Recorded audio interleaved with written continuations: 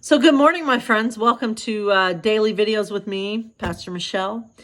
Today is Friday, August 22nd. So let's start with some prayer, shall we? Our Father, who art in heaven, hallowed be thy name. Thy kingdom come, thy will be done on earth as it is in heaven. Give us this day our daily bread, and forgive us our debts as we forgive our debtors.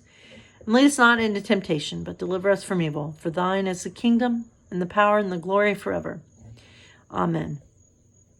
So let's start with Hunger Games, and then I'll share my thoughts of the day. I have about 5 minutes to eat a bowl of hot grain and stew before the prep team descends. All I have to say is, the crowd loved you, and it's unnecessary to speak for the next couple of hours. When Cena comes in, he shoos them out and dresses me in a white gauzy dress and pink shoes. Then he personally adjusts my makeup until I seem to radiate a soft, rosy glow.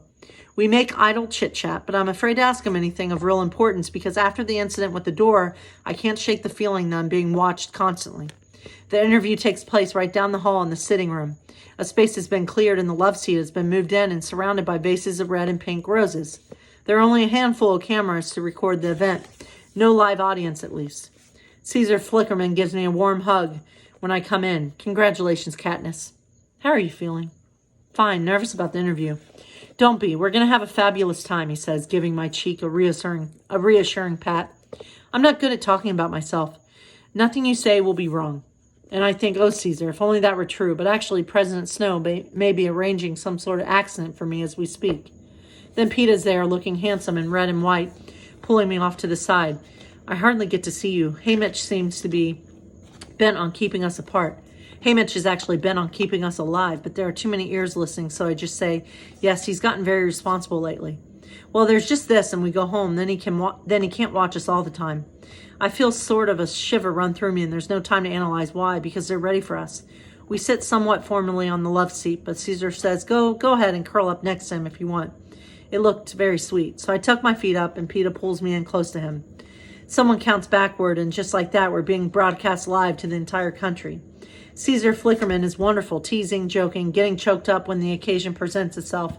He and Peeta already have the rapport they established that night at the first interview, that easy banter, so I just smile a lot and try to speak as little as possible. I mean, I have to talk some, but as soon as I can, I redirect the conversation back to Peeta. Eventually, though, Caesar begins to pose questions that insists on fuller answers. Well, Peeta, we know from our days in the cave that it was love at first sight for you from, age 5? From the moment I laid eyes on her, said Peeta. But Katniss, what a ride for you. I think the real excitement for the audience was watching you fall for him. When did you realize you were in love with him? Oh, that's a hard one, I say. I give a faint, breathy laugh and look down at my hands. Help. Well, I know when it hit me, the night when you shouted out his name from that tree. Thank you, Caesar, I think, and then go with this idea. Yes, I guess that was it. I mean, until that point, I just tried not to think about what my feelings might be. Honestly, because it was so confusing and it only made things worse if I actually cared about him. But then in the tree, everything changed. Why do you think that was? Maybe because for the first time there was a chance I could keep him. Behind a cameraman, I see Haymitch give a sort of huff of relief. And I know I've said the right thing. Caesar pulls out a handkerchief and has to take a moment because he's so moved. I can feel Peeta press his forehead into my temple, and he asks, so now that you've got me, what are you going to do with me? I turn into him, put you somewhere you can't get hurt. And when he kisses me, people in the room actually sigh. For Caesar, this is a natural place to segue into all the ways we did get hurt in the arena. From burns to stings to wounds, but it's not until we get around to the mutts that I forget I'm on camera. When Caesar asks Peeta how his new leg is working out. New leg, I say, and I can't help reaching out and pulling up the bottom of Peeta's pants. Oh no, I whisper, taking in the metal and plastic device that has replaced his flesh. No one told you? Asks Caesar gently.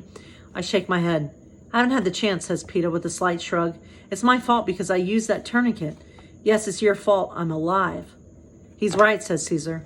He'd have bled to death for sure without it. I guess this is true, but I can't help feeling upset about it to the extent that I'm afraid I might cry, and then I remember everyone in the country is watching me, so I just bury my face in Peeta's shirt. It takes him a couple of minutes to coax me back out because it's better in the shirt, where no one can see me, and when I do come out, Caesar backs off questioning me so I can recover. In fact, he's pretty much leaves me alone until the berries come up. Katniss, I know you've had a shock, but I've got to ask, the moment when you pulled out those berries, what was going on in your mind?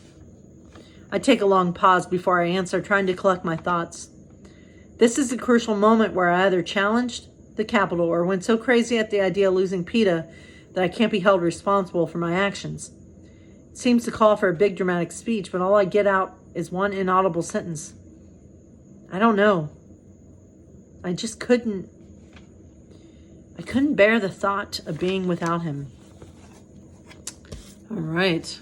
So my thoughts for today. There's some Hunger Games stuff. Just think about what it means to be human. That's deep thoughts. I think pain is inevitable with being human. And I have to admit, this is something about me that, well, a lot of people know, if you know me. I'm a bit of a hypochondriac.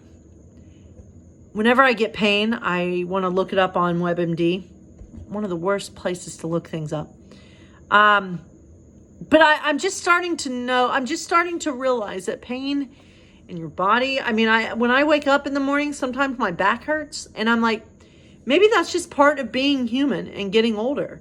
And I know I'm only 37, but I'm not 17 anymore. I'm not 27 anymore. Your body begins to age, and there's no stopping it. And so I guess that's just a thought that, I get pain. Pain is part of life. So anyway, I don't know. That's kind of a dark thought, but it's the thought I had. So moving on to John Pavlovitz, and our section, what he has written today is Acknowledging Our Grief Anniversaries. I always struggle on sunny Saturday mornings. It was a brilliantly blue-skied September Saturday 4 years ago when I bounded down the stairs on the way to the gym and noticed my phone vibrating on the hallway table. The caller ID told me it was Eric, my youngest brother, so I rushed to answer. I was eager to catch up. Had I known what he was going to tell me 10 seconds later, I wouldn't have answered. That was the moment I found out that my father was gone. As only those who mourn the loss of someone they love deeply understand, sunny Saturday mornings have never been the same for me. They are now a grief anniversary. A perpetual, involuntary holiday where my heart marks his injury over and over again without me getting a say in the matter. Since that terrible day, regardless of what I've been in the middle of, there has always been a Saturday morning when I've not found myself reliving that moment in some way. My mind jarred from its routine to momentarily eulogize my father once again. I wish it was only such an occasion, as I could probably handle feeling this horrible once a week, but that's not how this works. Most people think that grieving is about the big annual events, about Christmases and birthdays and the like, and of course it is. But the brutal truth, one that only those who continue to live after someone dear to them is gone can rightly fathom, is that these other quiet anniversaries are equally devastating and far more frequent. In the wake of losing a loved one, everything in your life becomes a potential surprise memorial.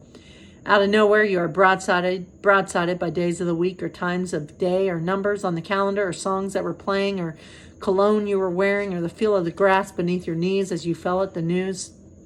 These seemingly incessant reminders force you once again to observe the loss anew. And since these days and times and triggers aren't obvious to most people in our lives, and since we don't have the time or the words to describe them all, they're usually unaware of just how much and just how often we mourn.